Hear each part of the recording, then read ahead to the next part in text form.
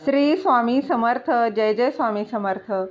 माझ्या स्वामी कृपा चॅनलमध्ये सर्वांना नमस्कार. स्वामी महाराजांच्या कृपेने तुमच्या सर्व चांगल्या इच्छा पूर्ण होत ही स्वामी महाराजांच्या चरणी प्रार्थना करते आणि आजच्या या नवीन व्हिडिओला सुरुवात करते. यंदा रक्षाबंधन कधी आहे जाणून घ्या त्याचा भद्रकाळ आणि भावाला राखी बांधण्याचा शुभ मुहूर्त.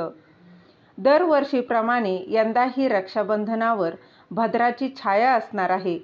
यावेळीही भावाला भद्रकाळ आणि शुभ मुहूर्त पाहूनच राखी बांधता येणार आहे. रक्षाबंधन कधी आहे, भद्रकाळ आणि भावाला राखी बांधण्याचा शुभ मुहूर्त जाणून घेऊया. त्याआधी तुम्ही माझ्या स्वामी कृपा चॅनलला सबस्क्राईब नक्की करा. बघा, श्रावण महिन्याच्या पौर्णिमेला देशभरात रक्षाबंधनाचा सण साजरा केला जातो.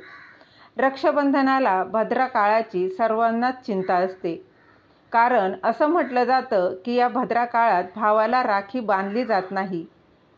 तसेच दरवर्षीप्रमाणे यंदाही रक्षाबंधनावर भद्राची सावली असणार आहे.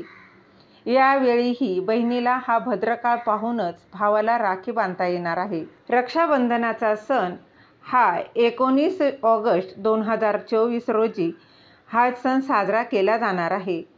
तर या दिवशी रक्षाबंधनाच्या दिवशी पौर्णिमा तिथी यावर्षी 19 ऑगस्ट 2024 रोजी पहाटे 3:04 सुरू होत आहे आणि दुसऱ्या दिवशी म्हणजेच 20 ऑगस्ट रोजी रात्री 11:55 ही समाप्त होत आहे.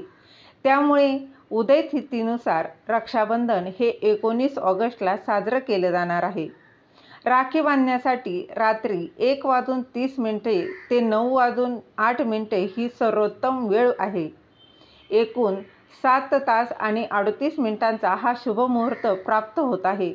जर तुम्हाला संध्याकाळी राखी बांधायची असेल तर रक्षाबंधनासाठी प्रदोष काळाचा मुहूर्त संध्याकाळी 6:56 पासून ते रात्री 9:08 अतिशय शुभ मुहूर्त मानला जाणार आहे. रक्षाबंधनाला भद्रकाळात कोणतेही शुभ कार्य केले जात नाही. असंही म्हटलं जातं की शूर्पणखाने भद्रकाळात आपला भाऊ रावणाला राखी बांधली होती, ज्यामुळे रावणासह त्याचे संपूर्ण कुळ हे नष्ट झाले. म्हणूनच भद्रामध्ये भावाने राखी बांधू नये.